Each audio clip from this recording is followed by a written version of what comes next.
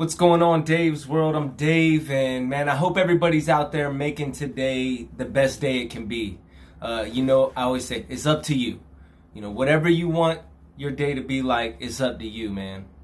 But today's video, I'm going to talk to you about, relapse, triggers, things that can, pull people back, excuses, and a bunch of other things. But before I get into that, I kind of wanted to share with you the technical difficulties I've been having. I use my phone for my camera and it filled up and I didn't know what to do, but I figured it out because I'm back recording today. I didn't want to delete nothing.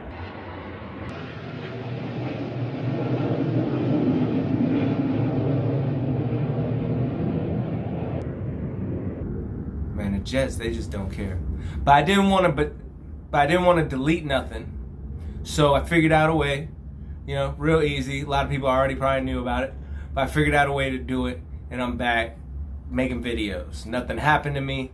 It was kind of at the right time. It gave me a chance to kind of heal. I got no dry socket. No, everything's working great. But it gave me a chance to heal and get better. And we're back. I'm going to start looking for the next step. I'm going to start looking for the things that I'm about to get into, dealing with, counseling or volunteering. I really feel like I'll be getting my license here real soon, and we'll be able to move forward and do some really cool things. But without further ado,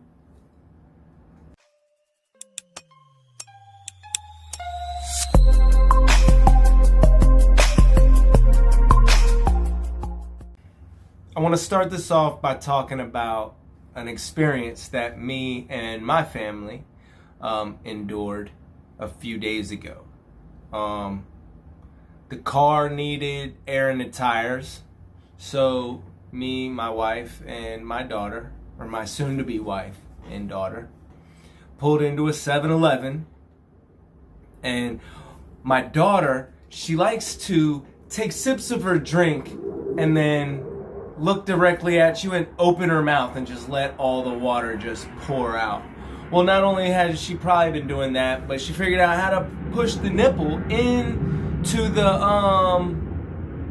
bottle, and there was water everywhere.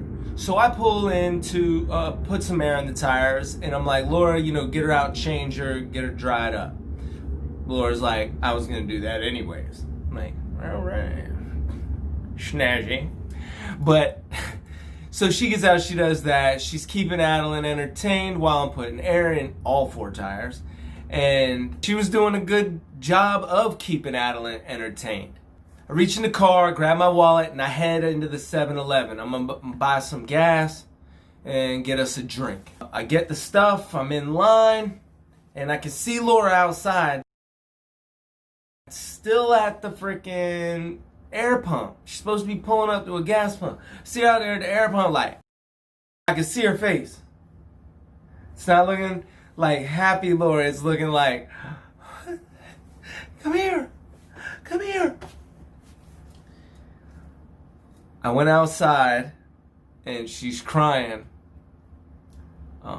Adeline had locked herself inside of the car.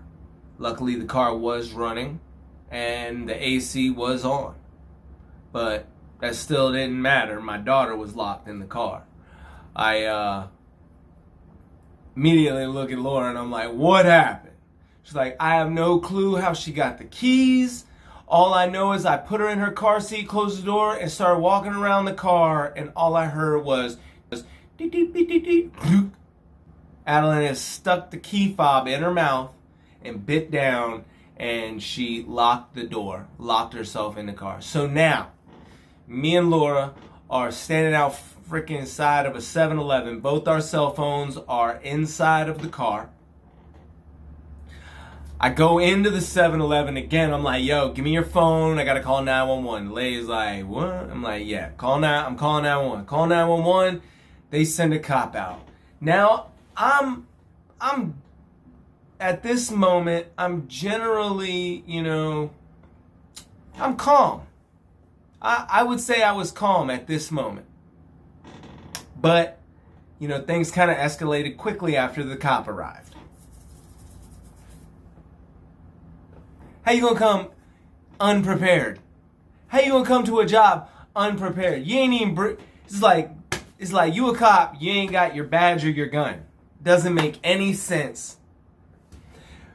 When I was younger, I always remember hearing that all cops had, for emergency purposes, the wedge, the stuff to unlock doors, car doors. This cop did not. And then he said, on my way here, I called the dispatch, told him I needed a car that had one of the lockpick things in it. Need one of those guys to come on out, but nobody responded. I'm flipping out like, wait a minute. You came? What did you even come for? You knew what it was. What did you even come for? So now he gets me on the phone with some lockpick company, and the lady's asking me all these questions about the car. I was like, yo, hold on. Do you have anybody on the way already? She's like, oh, sir, no, sir. I was like, all right.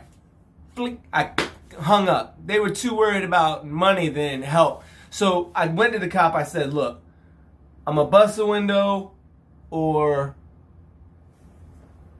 you got to tell me someone's on the way. Now, mind you, if the car was off, I'd already busted a window.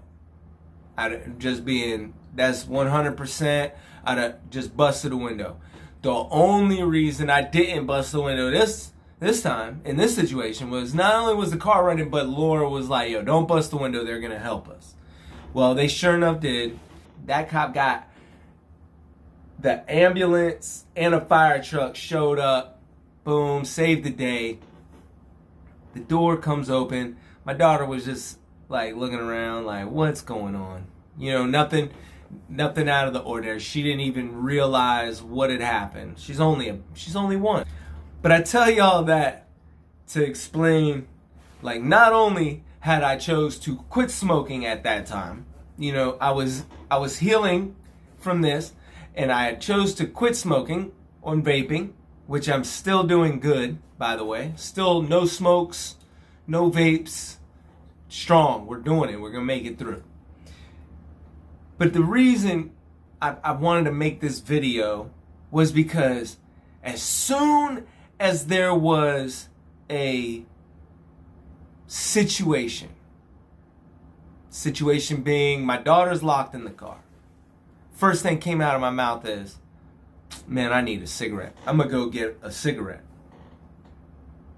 And then I thought about it. Oh boy, like epiphany, light shining from the sky, just like, and it was like mind altering, a moment of, clear wisdom, knowledge, and understanding, the ability to like see a situation, learn from it, and then realize your past mistakes, all like everything all at the same time, right? And I remember just coming out of my mouth, I need a cigarette. Like, I'm gonna go get some cigarettes. I was so quick, like I was just waiting for an opportunity to have a good enough excuse for myself and everybody who was holding me accountable to go and smoke a cigarette. Like, any emotional distress that I get, man, has always been, a trigger for me. I've been an emotional type of, it is what it is. I just put it to you this way. If I got in my feels, that was my excuse. Oh, my mommy doesn't love me. I'm using some more drugs. And I'm just being dead. Man, I ain't got nobody. I said that. And the stupid shit is, if I would have just cleaned up my act, I would have had people. But they were just tired of being disappointed and hurt.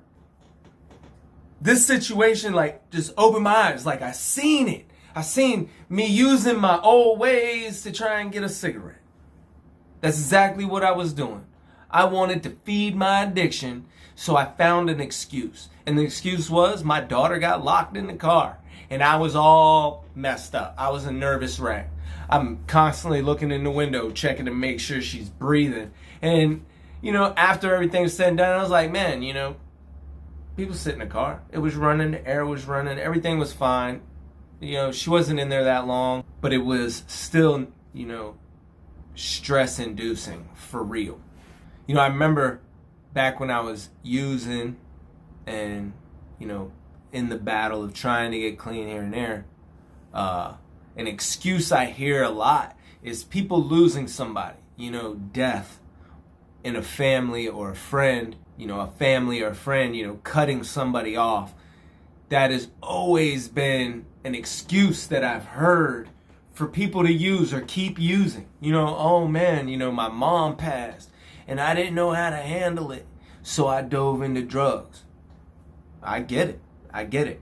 And if we constantly are looking for excuses, because, we say that, and I'm being kind of harsh on not only myself, because I was that guy, but other people, because I feel like, a little bit of truth, a little bit of light shined on the inner self, might help somebody. The last thing your mom or whoever might have passed away, the last thing they want is for you to continue using drugs and, waste your life. That is not what they would want.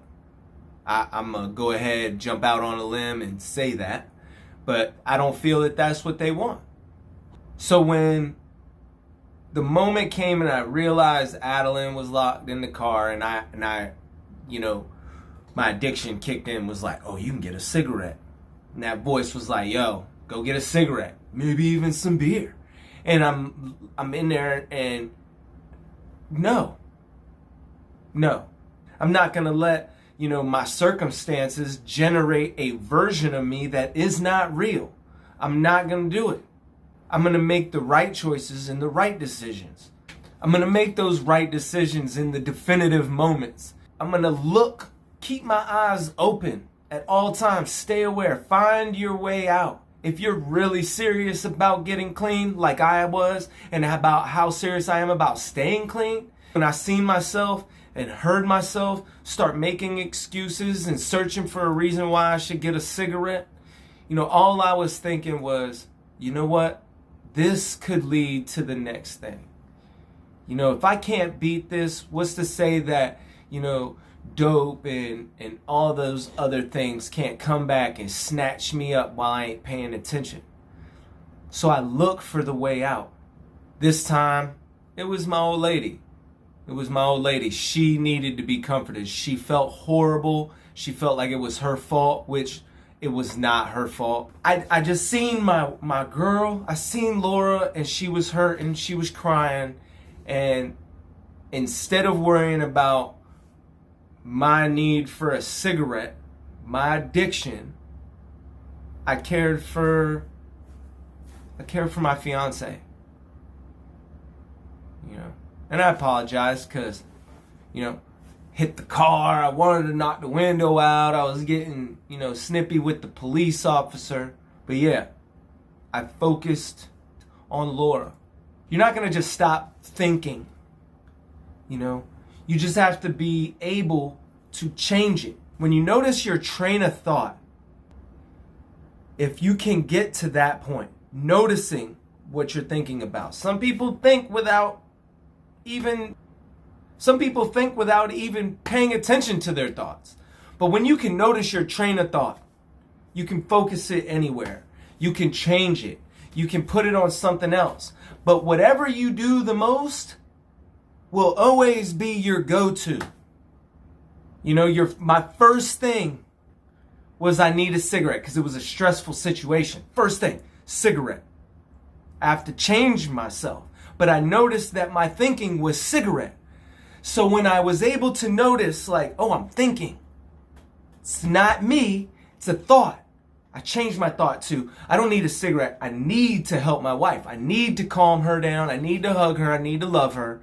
And I need to just be strong. That's all I'm trying to do in these videos, y'all. I want to help people gain some perspective. I I want to help people take another step in their, sobriety. Or I want, people who are sober to just, enjoy these videos and then put your 2 cents in the comment section. It helps. It helps people. We're out here. That's what we're doing. That's the main goal of Dave's World, man. We're going to change people's lives. And in the process, they're going to change other people's lives. And, I hope that we can have fun on the way. I get a little crazy. I got a little excited about this one because it was like I had an epiphany.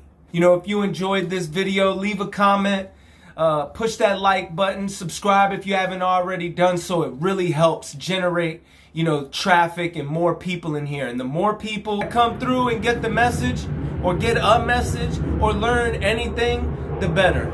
So let's just start taking control of our train of thought. Until next time, I want y'all all to